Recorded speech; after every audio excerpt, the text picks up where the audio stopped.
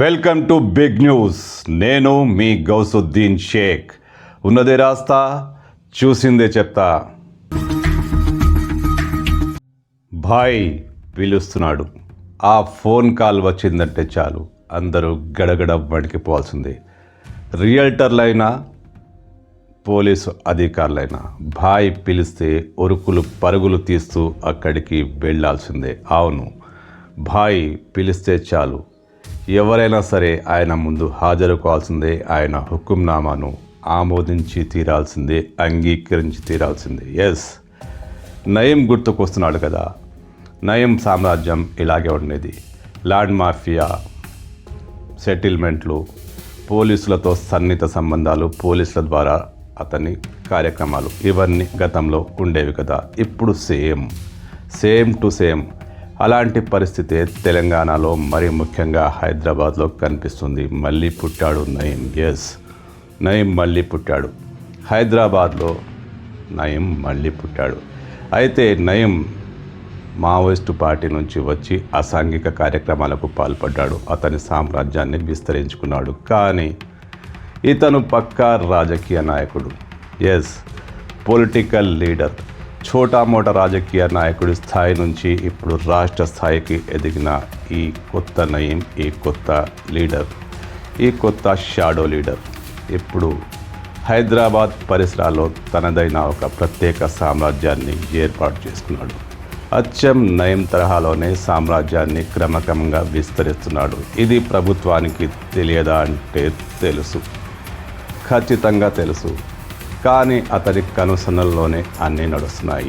ఇతను రియల్టర్లకు ఒక పెద్ద శాపంగా మారాడు. పోలీసులకు భాయిగా అవతరించాడు. అవును, రియల్టర్ల పాలిట ఇతను కసాయి, పోలీసులకు మాత్రం భాయి. ఇప్పుడు ఈ వ్యవహారం ప్రభుత్వంలో ప్రకంపనలు రేపుతోంది. ప్రభుత్వానికి అన్నీ తెలుసు, కానీ అతనిపై ఇంకా ఎలాంటి యాక్షన్ తీసుకోలేదు. అతను తనదైన ఒక సామ్రాజ్యాన్ని ఏర్పాటు చేసుకొని, పోలీసులతో సన్నిహిత సంబంధాలు ఏర్పాటు చేసుకొని, మరి ముఖ్యంగా హైదరాబాద్, సైబరాబాద్, రాచకొండ పోలీస్ కమిషనరేట్ల పరిధిలో డీసీపీ స్థాయి అధికారులతో స్నేహ సంబంధాలు కొనసాగిస్తూ తన సామ్రాజ్యాన్ని విస్తరించుకుంటున్నాడు. అవును, నయంలాగానే అచ్చం హైదరాబాద్, సైబరాబాద్, రాచకొండ పరిసరాల్లో ల్యాండ్ సెటిల్మెంట్ చేస్తున్నాడు. అనేక సమస్యలకు తన తేజ పరిష్కారం చూపిస్తున్నాడు. పోలీసులతో చాలా సన్నిహితంగా సంబంధాలు నెరవేరుస్తూ ఒక మాఫియాలా ఎదిగాడు. ఎస్, ఇంతకీ ఎవరితను?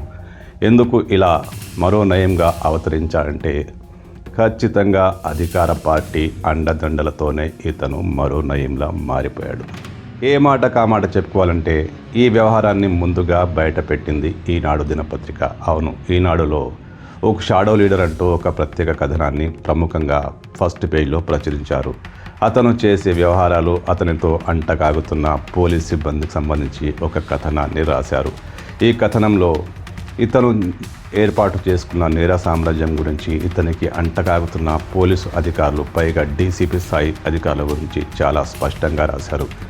కానీ అతను ఎవరు, ఏ పార్టీకి చెందినవాడు, అతని పూర్వపరాలేంటి, ఇవి ప్రముఖంగా ప్రస్తావించలేదు. చట్టబద్ధమైన సమస్యలు వస్తాయి కాబట్టి అతని పేరు ప్రస్తావించలేదు. కానీ అతని గురించి చాలా క్లియర్ కట్గా ఈనాడులో చెప్పేశారు. ఈనాడులో చెప్పింది ఏంటంటే అతనికి అంటగాగుతున్న డీసీపీలు, వాళ్ళకు సంబంధించిన వ్యవహారాలు చాలా క్లియర్గా తన పత్రికలో కథనంలో రాశారు.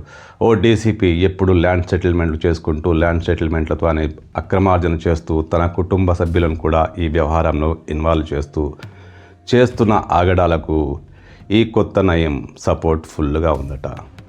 మరో డీసీపీ ఏకంగా బహిరంగంగానే భాయికి అనుకూలంగా పనిచేయాలంటూ చాలా స్పష్టంగా ఆదేశాలు జారీ చేశారట. ఈనాడులో ఇది ప్రముఖంగా రాశారు. ఆయన ఏంటి, ఎలా చేస్తున్నాడు, పోలీసులు ఆయనకు ఎలా అంటకాగుతున్నారు, అన్నీ క్లియర్గా చెప్పారు. అయితే ఈ విషయంలో చాలా లోతుగా దర్యాప్తు చేస్తే సంచలన విషయాలే బయటపడ్డాయి. ఆ కొత్త నయం ఒక ప్రముఖ రాజకీయ పార్టీ, అదే అధికార పార్టీకి అంటకాగుతున్న అధికార పార్టీలో సభ్యుడు. ఆయన అధికారాన్ని అడ్డం పెట్టుకొని డీసీపీలను, ఏసీపీలను, అడిషనల్ డీసీపీలను అందరినీ తమ కనుసన్నల్లో పెట్టుకుంటూ కొత్తగా రాజకీయ వ్యాపారం అంటే మాఫియా వ్యాపారం మొదలుపెట్టాడు. ఆయన ముఖ్యమంత్రి రేవంత్ రెడ్డితో తరచుగా ఫోటోలలో వీడియోలో కనిపిస్తాడు. సీఎంతోనే అంత సన్నిహితంగా ఉన్న వ్యక్తితో ఎలా వ్యవహరించాలో పోలీసులకు బాగా తెలుసు. వాళ్ళు ఆయన అడుగులకు మడుగులుతున్నారు. మరో ముఖ్యమైన విషయం ఏమిటంటే ఆయన జిమ్లో నుండే రాజకీయాలు చేస్తున్నాడు. జిమ్లో నుండే మాఫియా నడిపిస్తున్నాడు. జిమ్లో ఉంటే ఆయన అక్కడ జిమ్కు బదులు ఎక్కువగా సెటిల్మెంట్లకే ప్రయారిటిస్తాడు. జిమ్ నుంచే పోలీసులకు ఫోన్ కాల్ వస్తుంది. బాయ్ పిలుస్తున్నాడు రండి అంటూ. బాయ్ పిలుస్తున్నాడంటే ఉరుకులు పరుగుల మీద అక్కడికి వెళ్ళాల్సిందే. అది పోలీసు అధికారులైనా, థియేటర్లైనా, ఇంకే సమస్యతో సతమతమవుతున్న వాళ్ళైనా ఆ జిమ్కు వెళ్ళాల్సిందే. అక్కడే సెటిల్మెంట్. ఏకంగా అయిన పోలీసు అధికారులను పక్కన కూర్చోబెట్టుకొని సెటిల్మెంట్లు చేస్తారట.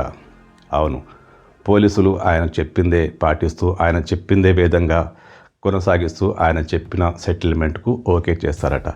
మరి ముఖ్యంగా అవినీతిలో కూరుకుపోయిన డీసీపీ స్థాయి అధికారులు 2-3 ఆయనకు పక్కగా బాడీగార్డ్గా మారి ఆయనతో సన్నిహిత సంబంధాలు కొనసాగిస్తూ కోర్టులలో వ్యాపారం చేస్తున్నారు, రియల్టర్లను బెదిరిస్తున్నారు. ఇవన్నీ అధికార పార్టీకి తెలిసిందే. అధికార పార్టీ ఏమీ మాట్లాడట్లేదు.